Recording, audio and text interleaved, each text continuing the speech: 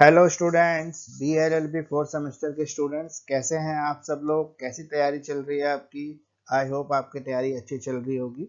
Exam अब आने ही वाले हैं। एग्जामिनेशन फॉर्म आप सब भर चुके होंगे और कॉलेज में भी आपने सबमिट करा दिया होगा। वेरिफिकेशन आपका हो गया होगा फॉर्म का। अगर एक बार स्टेटस ज़रूर चेक कर लें CCS यूनिवर्सिटी की साइट पर जाकर कि आपके एग्जामिनेशन फॉर्म को आपके कॉलेज ने वेरीफाई कर दिया है कि नहीं कर दिया। बहुत बार जो होता है कॉलेज जो होता है फॉर्म को वेरीफाई नहीं करता, बहुत सारे पंगे उसमें खड़े कर देता है। तो फीस आपकी पेंडिंग हो सकती है, अटेंडेंस शॉर्ट हो सकती है, या किसी और तरीके से फॉर्म को अनवेरीफाइड करते रहता है, जिससे आपको एग्जाम के टाइम पे एडमिट कार्ड लेने में काफ़ी प्रॉब्लम होती है। एडमिट कार्ड डाउनलोड नहीं हो पाता है जब तक कॉलेज वेरीफाई नहीं करेगा। इसलिए एक बार जाके CCS एग्जाम की जो साइट है उसके पास जाकर अपना फॉर्म स्टेटस चेक कर लें। तो आज शुरू करते हैं हम लोग। वीडियो लेके आए हूँ आपके बीच में एक नया वीडियो है, important question. BLLB fourth semester even semester exam जो आपके होने जा रहे हैं जून 2023, पॉसिबिलिटी के एग्जाम होंगे। तो उसी के लिए एक नया वीडियो मैं लेके आया हूँ। आपके काफ़ी बच्चे जो है बहुत टाइम से इंसिस्ट कर रहे थे कि सर आपका कोई वीडियो नहीं आया है, जल्दी जल्दी वीडियो लेके आइए क्योंकि एग्जाम शुरू होने वाले हैं। अब कम ही टाइम बचा और आपके इंपॉर्टेंट क्वेश्चन अगर टाइम से मिल जाते हैं तो तैयारी अच्छी हो जाती है। तो CCS यूनिवर्सिटी के बच्चों के लिए आज का वीडियो है। इंग्लिश हिंदी दोनों मीडियम में वीडियो मैंने बनाया है। पॉलिटिकल साइंस 4 आज जो सब्जेक्ट मैं कवर करने जा रहा हूँ वो पॉलिटिकल साइंस 4 कवर करने जा रहा हूँ, जिसे इंडियन गवर्नमेंट एंड पॉलिटिक्स भी कहते हैं। इसका पेपर कोड है BL4003। 70% मार्क्स गारंटेड है। जैसे मैं हर बार अपने वीडियो में दावा करता हूँ कि अगर मेरे क्वेश्चन आप करके जाते हैं तो 70% पेपर जो है इन्हीं क्वेश्चन में से आएगा। तो मेरा जो नंबर है वो 9811948855 आप मुझे व्हाट्सएप पे कॉल कर सकते हैं, आप मुझे व्हाट्सएप पे मैसेजेस कर सकते हैं, कोई प्रॉब्लम है आपको तो। मेरे इंस्टाग्राम आईडी है एजुकेटर ऑफ दिल्ली के नाम से, वहाँ पर आप मुझे जाके फॉलो कर सकते हैं। इसके अलावा मेरा फेसबुक पेज भी है एजुकेटर ऑफ दिल्ली के नाम से, वहाँ पर भी जाकर आप मुझे लाइक कर सकते हैं। तो फ्रेंड्स जुड़े रहिए एजुकेटर ऑफ दिल्ली के साथ। मैं काफ़ी कोशिश करता हूँ कि आपके पेपर को काफ़ी ईजी कर दूँ। स्पेशली उन बच्चों के लिए कोशिश करता हूँ जो वर्किंग है, क्योंकि वर्किंग बच्चों को पढ़ने का कम समय मिल पाता है, तो वो कुछ ऐसा पढ़ना चाहते हैं कि कम पढ़कर उनके अच्छे मार्क्स आ सके। तो उन्हीं बच्चों के लिए मेरा वीडियो हमेशा कोशिश रहती है कि ऐसे बच्चे जिनको पढ़ने का समय कम मिलता है वो एडवोकेट बने, क्योंकि मेरा एक सपना है कि अधिक से अधिक जो है लॉ ग्रेजुएट हमारे इंडिया के अंदर हो। क्योंकि अगर आप एडवोकेसी करें या ना करें वो एक अलग मुद्दा है, लेकिन लॉ की एजुकेशन मेरे हिसाब से हर इंडियंस को होनी चाहिए, ताकि हर व्यक्ति को पता हो कि उसके कानूनी अधिकार क्या है। तो आइए शुरू करते हैं आज का वीडियो ज़्यादा समय खराब ना करते हुए। आज जो है हम BLLB फोर्थ सेमेस्टर से कवर कर रहे हैं। अभी हमारा सिक्स सेमेस्टर के भी इंपॉर्टेंट क्वेश्चन आएंगे, सेकंड सेमेस्टर के भी इंपॉर्टेंट क्वेश्चन आएंगे। तो आज पहला क्वेश्चन आपके बीच में आया है BLLB फोर्थ सेमेस्टर का, पॉलिटिकल साइंस 4 का। तो आइए शुरू करते हैं वीडियो। Educator of Delhi Chaudhary Charan Singh university Meerut के इंपॉर्टेंट क्वेश्चन लेके आया हूँ आपके बीच में। मोस्ट इंपॉर्टेंट क्वेश्चन है। सेक्शन बी और सी मैंने कवर किया है।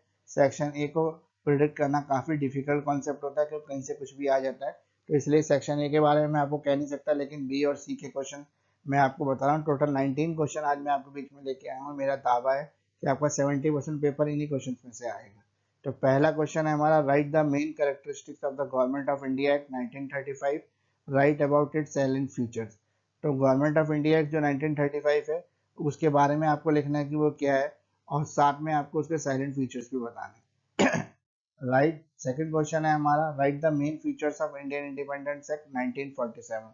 तो इंडियन इंडिपेंडेंस एक्ट जो है 1947, उसकी डिटेल में आपको लिखना है कि वो क्या है, भारत जिसे आज़ाद हुआ था। क्वेश्चन नंबर 3 है, discuss the features leading to the government of India act 1990, what went the salient features of the act, Montagu Chelmsford reform. यानी कि ये पूछ रहा है कि गवर्नमेंट ऑफ इंडिया एक्ट जो आया था 1990 में, उसके साइलेंट फीचर्स क्या हैं, उस एक्ट के बारे में बताइए कि क्या क्या है उस एक्ट के अंदर।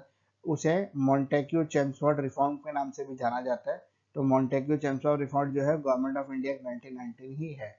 दोनों तरीके से आपसे एग्जामिनर पूछ सकता है। Discuss the fundamental right of the citizen provided in the constitution of India. तो कॉन्स्टिट्यूशन ऑफ इंडिया जो सिटीजन को फंडामेंटल राइट देता है उसको डिस्कस करना था। तो 6 के 6 फंडामेंटल राइट विद आर्टिकल्स आपको तैयार कर लेने हैं। जितने भी आर्टिकल, जैसे राइट टू इक्वालिटी है, राइट टू फ्रीडम है, जितने भी राइट है, राइट टू रिलीजन है, जितने भी हैं वो आपको कर देने हैं। 6 के 6 fundamental right with all articles. Right about the functions and the position of the speaker of Lok Sabha.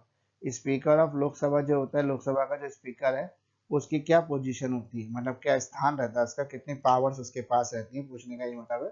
और उसके फंक्शंस के काम क्या क्या होते हैं।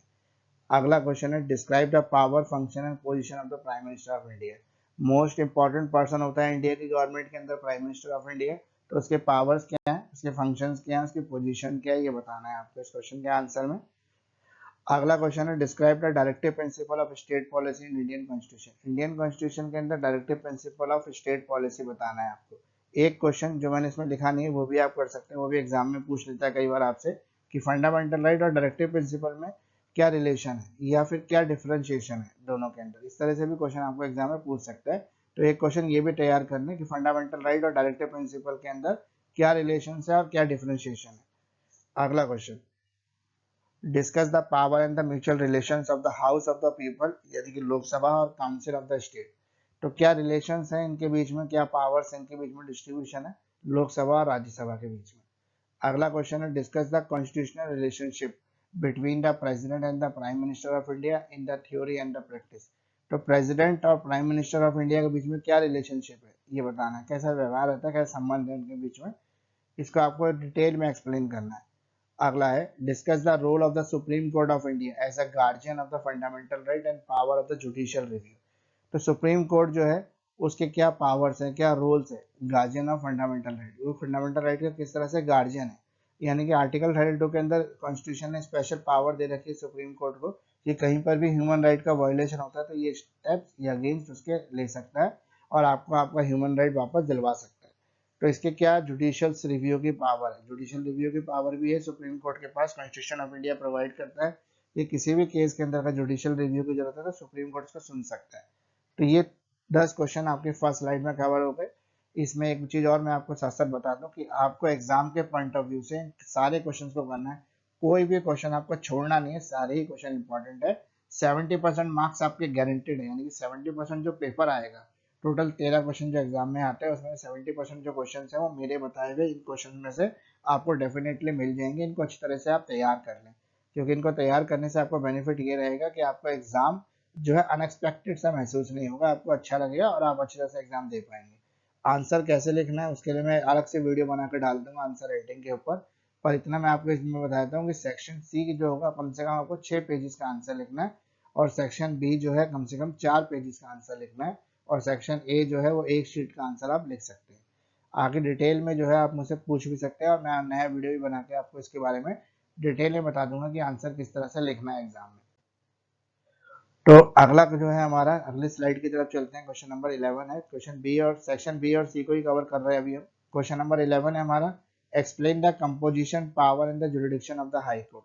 तो हाई कोर्ट का कंपोजिशन बताइए, उसके पावर्स बताइए, जुरिडिक्शन क्या है, हाई कोर्ट के अधिकार क्षेत्र में क्या क्या आता है।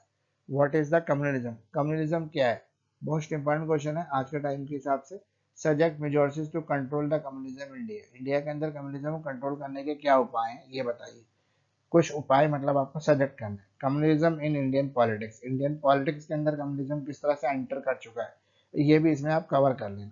अगला क्वेश्चन है क्वेश्चन नंबर 13 है role of realism in Indian politics, Indian politics के अंदर क्षेत्रवाद की क्या भूमिका है, यानी कि रियलिज्म को आप किस तरह से जगह देते हैं इंडियन पॉलिटिक्स के अंदर। और रियलिज्म के ऊपर एक आर्टिकल भी तैयार कर लेना क्योंकि कुछ भी लिखने को आ सकता है रियलिज्म के ऊपर। Analyze the impact of the casteism on the Indian society, discuss the interaction between the casteism and the politics in India।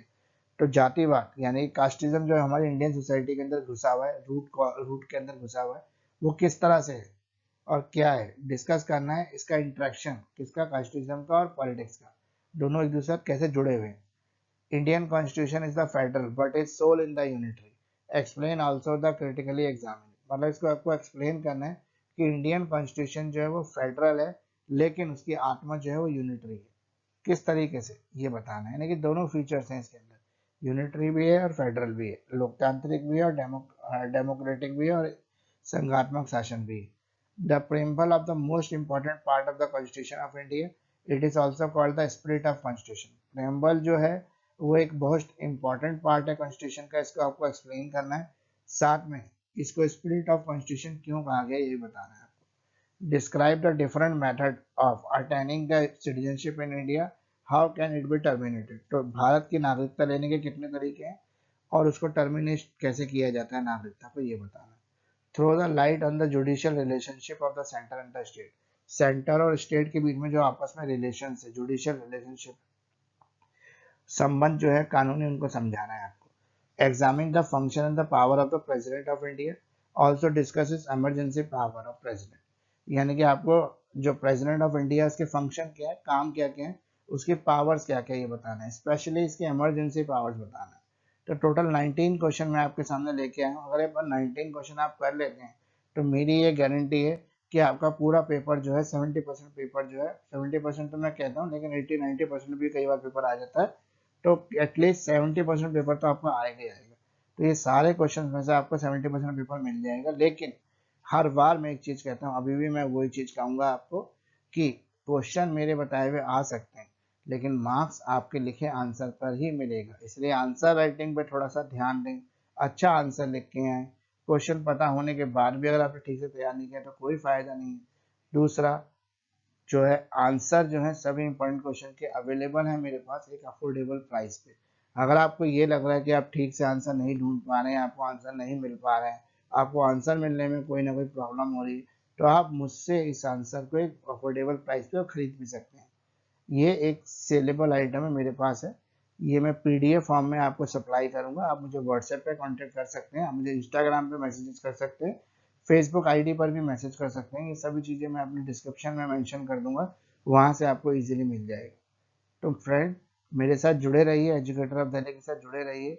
बहुत जल्द आपके लिए बहुत सारी और चीज़ें आने वाली हैं। फोर्थ सेमेस्टर के बच्चों के लिए आपका पेपर काफ़ी ईजी होने वाला है मेरे साथ। तो आइए हिंदी मीडियम के बच्चों के लिए भी हम देख लेते हैं एक बार। जो बच्चे हिंदी मीडियम के लिए, उनके लिए भी इम्पोर्टेंट क्वेश्चन है। पहला क्वेश्चन है इसका, भारत सरकार अधिनियम 1935 की मुख्य विशेषताएं लिखिए, इसकी महत्वपूर्ण विशेषताओं के बारे में लिखिए। यानी कि भारत का जो अधिनियम है 1935, जो कहता है कॉन्स्टिट्यूशन ऑफ इंडिया जो है 70 से 80% जो है इसी एक्ट से निकला है। तो इसकी मुख्य विशेषताएं बतानी है आपको क्या है। भारतीय स्वतंत्रता अधिनियम 1947 के बारे में आपको बताने से मुख्य विशेषताएं लिखनी है। भारत सरकार अधिनियम 1919 के अग्रणी कारकों पर चर्चा करनी, अधिनियम की मुख्य विशेषताएं क्या हैं, और मॉन्टेग चेम्सफोर्ड रिफॉर्म के नाम से भी इसको जाना जाता है वो लिखना है आपको। भारत के संविधान में नागरिकों के मौलिक अधिकारों पर चर्चा करो। तो सारे 6 के 6 मौलिक अधिकारों पर आपको चर्चा करनी है। लोकसभा अध्यक्ष के कार्य पद के बारे में लिखिए। लोकसभा अध्यक्ष के जो कार्य होते हैं, उसका जो पद है उसके बारे में आपको समझाना है। भारत के प्रधानमंत्री की शक्तियों, कार्यों और पद का वर्णन करो। तो भारत के प्रधानमंत्री का जो पद है उसमें क्या शक्तियां हैं, क्या कार्य है, ये बताना है। और पद की गरिमा क्या है। भारतीय संविधान में राज्य नीति निर्देशक सिद्धांतों का वर्णन करें। लोकसभा और राज्यसभा के अधिकारों और संबंधों पर चर्चा करें। टोटल 8 क्वेश्चन हुए इस स्लाइड के अंदर। ऑनलाइन लाइव क्लासेस भी अवेलेबल है एजुकेटर ऑफ दिल्ली के साथ। आप मेरी ऑनलाइन लाइव क्लासेस से भी जुड़ सकते हैं। उससे आपको पेपर जो है काफ़ी इजी हो जाता है, आप अच्छी तरह से बढ़िया मार्क्स लेके आ सकते हैं। उसमें मैं सब कुछ कवर करता हूँ क्लासेस के अंदर। आंसर राइटिंग पैटर्न क्या होगा, इंपॉर्टेंट क्वेश्चन क्या हैं, उसके आंसर्स क्या क्या हैं, किस तरह का पेपर आएगा, और time to time important information भी आपको देता रहता हूँ। हिंदी मीडियम के बच्चों के लिए सेक्शन बी और सी के इंपॉर्टेंट क्वेश्चन है। सिद्धांत और व्यवहार में भारत के राष्ट्रपति और प्रधानमंत्री में संवैधानिक संबंधों पर चर्चा कीजिए। तो भारत के राष्ट्रपति और भारत के प्रधानमंत्री में क्या संवैधानिक संबंध है ये बताना है आपको। भारत के सुप्रीम कोर्ट की भूमिका के बारे में मौलिक अधिकारों के संरक्षण और न्यायिक समीक्षा की शक्तियों के रूप में चर्चा कीजिए। सुप्रीम कोर्ट के पास क्या पावर्स है, मौलिक अधिकार वायलेट हो जाए, आपका छिन जाए, तो आप क्या कर सकते हैं। तो आर्टिकल 32 जो होता है कॉन्स्टिट्यूशन का, वो सुप्रीम कोर्ट को पावर देता है, किसी का भी मौलिक अधिकार अगर छिन रहा है तो आप उसको वापस दिलवा सकते हैं। इसी तरह से न्यायिक समीक्षा करने का भी अधिकार है इसके पास। उच्च न्यायालय के समायोजन शक्तियों और अधिकारों का वर्णन कीजिए। तो उच्च न्यायालय जो हाई कोर्ट है, इसके पावर्स के बारे में बताना है। तो हाई कोर्ट भी जो होता है वो फंडामेंटल राइट के वायलेशन के केस को सुन सकता है आर्टिकल 226 के अंदर। संप्रदाय क्या है, भारत में संप्रदाय को नियंत्रित करने के उपाय सुझाइए। भारतीय राजनीति में संप्रदायवाद क्या है। तो संप्रदाय इंपॉर्टेंट क्वेश्चन है, कम्युनिज्म आप जरूर कर लेना इसको। भारतीय राजनीति में क्षेत्रवाद की भूमिका बताइए। क्षेत्रवाद जो रीजनलिज्म चलता है कि क्षेत्र के हिसाब से जो है प्राथमिकता दी जाती है, वो क्या है, वो किस तरह से भारत को बर्बाद कर रहा है या खत्म कर रहा है या नुकसान कर रहा है या फायदा कर रहा है, ये बताना है आपको। भारतीय समाज में जातिवाद के प्रभाव का विश्लेषण करें। भारत में जातिवाद और राजनीति के बीच संबंध पर चर्चा करें। तो जातिवाद जो है वो किस तरह से भारतीय राजनीति की जड़ों में घुस गया है, ये आपको बताना है। भारतीय संविधान फेडरल है लेकिन इसकी आत्मा एक तंत्र है। यानी कि भारतीय संविधान तो फेडरल है लेकिन इसकी जो आत्मा है यानी यूनिटरी और फेडरल दोनों तरह के फीचर जो हैं इसके अंदर जुड़े हुए हैं। इसकी समीक्षा करनी है। प्रस्तावना भारतीय संविधान का सबसे महत्वपूर्ण भाग है। इसे संविधान की आत्मा भी कहा जाता है। तो इसको आपको समझाना है कि जो प्रेम्बल है वो कॉन्स्टिट्यूशन में क्या इंपॉर्टेंस रखता है और इसे स्पिरिट ऑफ कॉन्स्टिट्यूशन क्यों कहा गया है। भारत में नागरिकता प्राप्त करने के लिए विभिन्न तरीकों का विवरण दे। इसे कैसे समाप्त किया जा सकता है। तो भारत में नागरिकता कैसे मिल सकती है, इसके कौन कौन से तरीके और नागरिकता किस तरह से समाप्त भी हो सकती है। केंद्र और राज्य के न्यायिक संबंधों के बारे में प्रकाश डाली। तो केंद्र और राज्य के बीच में जो संबंध होते हैं, केंद्र सरकार राज्य सरकार के बीच में जो जुडिशियल संबंध है, न्यायिक संबंध है, उनके ऊपर प्रकाश डालना है आपको। भारत के राष्ट्रपति के कार्यों शक्तियों की जांच करें। राष्ट्रपति के आपातकालीन शक्तियों पर भी चर्चा करें। तो भारत के राष्ट्रपति के जो कार्य हैं वो बताना है, उसकी शक्तियों के बारे में बताना है और उसकी आपातकालीन शक्तियां जो है उसको भी डिफाइन करना है। तो आप ऑनलाइन क्लासेस से भी जुड़ सकते हैं। ऑनलाइन क्लासेस हमारी चलती है हिंदी और इंग्लिश दोनों मीडियम में। तो हिंदी मीडियम के बच्चों के लिए भी ऑनलाइन क्लासेस अवेलेबल है, आप चाहे तो ज्वाइन कर सकते हैं। जिन बच्चों को भी इनके आंसर्स मिलने में कोई प्रॉब्लम हो रही है वो बच्चे इनके आंसर्स मुझसे ले सकते हैं, अफोर्डेबल प्राइस पर मेरे पास अवेलेबल हैं। दूसरा, इनके आंसर्स के लिए आप यूट्यूब को बिल्कुल भी रेफर ना करें, क्योंकि यूट्यूब में जो भी आंसर दिए गए हैं वो कंप्लीट आंसर नहीं है, वो एक शॉर्ट डिस्क्रिप्शन है। हाँ, इसके आंसर आप गूगल सर्च से आपको इजीली मिल जाएंगे। बहुत सारे लॉ ब्लॉगर्स हैं जो लॉ के ब्लॉग्स लिखते हैं, उन्होंने इनके आंसर अपने ब्लॉग्स पर मेंशन किए हुए, वहां से आप इसको देख सकते हैं। एजुकेटर ऑफ दिल्ली है, what to do for BLLB exam preparation. अगर अब भी आपको समझ नहीं आ रहा कि कैसे तैयारी करें, तो बेस्ट वे है कि आप लॉ की स्टडी करें हमारे साथ, एग्जाम की स्टडी बनाएं मुकेश सर के साथ। तो थैंक यू फ्रेंड्स, इतना समय देने के लिए एजुकेटर ऑफ दिल्ली को। आप जो है मेरे साथ जुड़ सकते हैं। मेरे चैनल को लाइक करें, शेयर करें, सब्सक्राइब करें। जिन भी बच्चों ने अभी तक भी चैनल को लाइक शेयर सब्सक्राइब नहीं किया वो प्लीज़ जल्दी जल्दी करें, जरूर करें। एग्जाम नोट्स के लिए आप मुझसे कांटेक्ट कर सकते हैं 9811948855 पर। तो ऑनलाइन लॉ क्लासेस भी हमारे पास चलती हैं हिंदी इंग्लिश दोनों मीडियम के अंदर।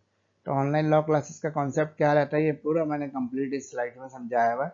आप इसको ध्यान से देखें, स्क्रीनशॉट ले लें। तो हर स्लाइड का आप स्क्रीनशॉट ले लें ताकि सारे क्वेश्चंस आपके पास आ जाए और आप इजीली जो है एग्जाम को प्रिपेयर कर सकें। तो हमें क्रैक करना है एग्जाम को और अच्छे मार्क्स लेके आने। हमें CCS का ट्रेंड चेंज करना है, क्योंकि CCS का ट्रेंड में अभी तक 70 से ऊपर वाला टॉप स्कोरर रहा ही नहीं।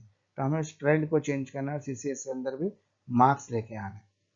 तो इसी के साथ मेरा आज का वीडियो कंप्लीटेड है। और वीडियो के लिए वेट कीजिए, जल्दी ही और वीडियो आपके बीच में आ जाएंगे। तो थैंक यू फ्रेंड्स, इतना समय देने के लिए, एजुकेटर ऑफ दिल्ली को इतना प्यार देने के लिए। आप मुझे व्हाट्सएप कर सकते हैं मेरे 9811948855 नंबर पर। आप मुझे इंस्टाग्राम पर मैसेजेस कर सकते हैं, इंस्टाग्राम ID है मेरा एजुकेटर ऑफ दिल्ली के नाम से। आप मुझे फेसबुक पेज पर भी मैसेजेस कर सकते हैं, वहाँ पर भी आप मुझे लाइक कर सकते हैं, इंस्टाग्राम पर फॉलो कर सकते हैं। मेरा फेसबुक पेज ID है एजुकेटर ऑफ दिल्ली। तो एजुकेटर ऑफ दिल्ली के साथ जुड़े रहिए। एजुकेटर ऑफ दिल्ली हमेशा से आपकी एग्जाम के मामले में हेल्प करने की कोशिश करता है। तो वीडियो कैसा लगा कमेंट करके ज़रूर बताएं। आपके कमेंट से हमें मोटिवेट करते हैं और नए वीडियो बनाने के लिए। तो फ्रेंड्स, कमेंट जरूर करें, कमेंट करोगे तभी मुझे अच्छा लगेगा और मैं नया वीडियो आपके बीच में लेके आऊँगा।